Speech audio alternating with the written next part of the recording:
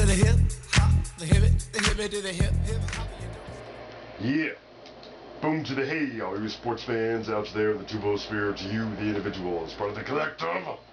Welcome to Fast Track Sports Track Highlights here on Talk Radio version of the OMSR. I am your brief, but as always, very concise host, Will, the alternative ESPN Sports Thrill. Always do a little voiceover intro show like this. Let's know the clip order coming up in the last 2 or 4. So, start of week 10, let's get to it. In part 1, Boston to Cleveland. They got their own wild thing and pitcher Justin Masterson. Got some nasty pitches on display here. Then Seattle going to New York in an odd Jeter era. Part 2, Royals will go up to the Cardinals. Cardinals in an odd kind of a slump, but hey, it was bound to happen. It's all cyclical. I'm sure a lot of people are enjoying that. And, you know, the Cardinals are not as liked as they think they are nationwide.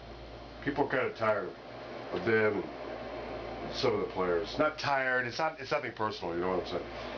And then Minnesota going to Milwaukee. And part 3s and 4s, or 3 and 4. Some nice shorts put together. Part 3 is a 10-cent beer debacle in Cleveland from 40 years ago this month. Part 4, some more sports science on Puig of the Dodgers, vis-a-vis that last throw he just made recently. Alright, so this is the baseline show if you want to come back and see those other parts. That way I get the other original content covered. No quickie sport right after the highlights, so you'll be later out to here when those are done. All the video highlights courtesy to MLB and ESPN's Baseball Tonight. Everything else, to the OMSR. Roll. Yasiel Puig plays with energy, plays with passion, has some flair in his game. Just oozing, as they say, with talent. He's a guy who can throw people out, run bases like he's a horse, and hit the ball as far as he can. Puig's arm is electrifying. It's a cannon. He's got a cannon. It's a cannon, man. He has a great arm, great arm. He's the person that can just pick up a ball without a stride and then chunk it. If it's going to be close in one of the bases, more likely than not, he's going to get you out. Well, Puig's been quite a force since he made his debut June 3rd last season. 3rd in the majors at hitting, tied for 3rd in OPS since that date, and he's just outside the top 10 in homers. Not all offense with him, however. He's tied for 5th in outfield assists since he got called up. For more on his defense, here's Sports Science.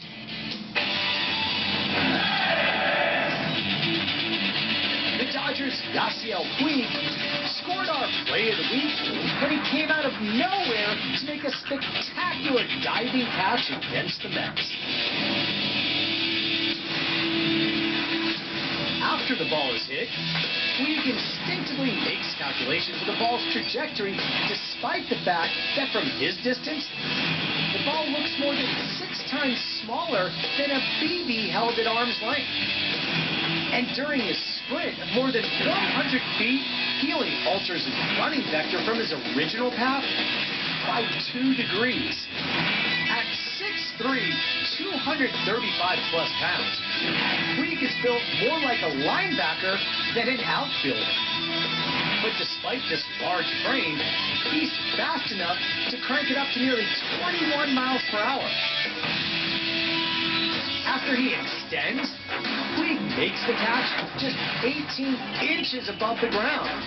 That means the ball would have landed for an extra base hit if any part of Puig's pursuit was delayed by just 0.02 of a second. After the backhand catch, Puig's massive momentum causes him to slide 19 feet, about the distance from the top of the key to under the hoop on a basketball court. But Yasiel Puig manages to hang on and secure our play of the week. To put Puig's blazing speed in perspective, consider this. He reached about the same peak speed on this play as we measured last season from NFL running back Adrian Peterson. For ESPN Sports Science, I'm John Burns. Stick with the Dodger theme. Dodgers and the White Sox, and the former teammates Jose Abreu, Yasiel Puig, they embraced pregame. That's a pretty good note. Only players in MLB history to win Rookie and Player of the Month awards in their debut mark. Top of the first, Abreu at bat, Puig waving the outfielders to back up. And then a little soft grounder back to Kershaw. Kind of surprised it's only the first pitch he saw tonight. Figured he'd try to get some timing back. And out with that ankle injury. Top four, Abreu at the plate. Puig, no warning this inning as Drew Butera sets up a little bit low. Pitch not there. And it's the 16th of the year. White Sox up 2-zip. Should have gone over his head and say no homers. It's just amazing. 15 days in the DL. He swings at the first pitch in the first at-bat.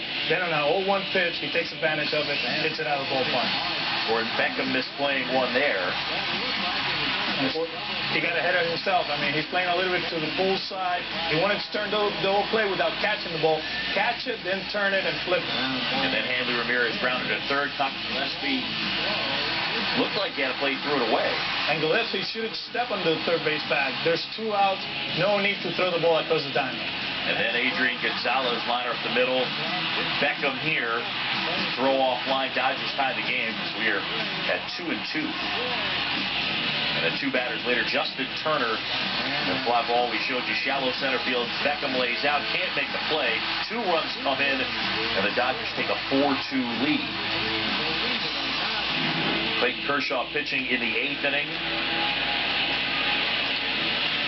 And with 2 outs, able to get Eaton to end the 8th.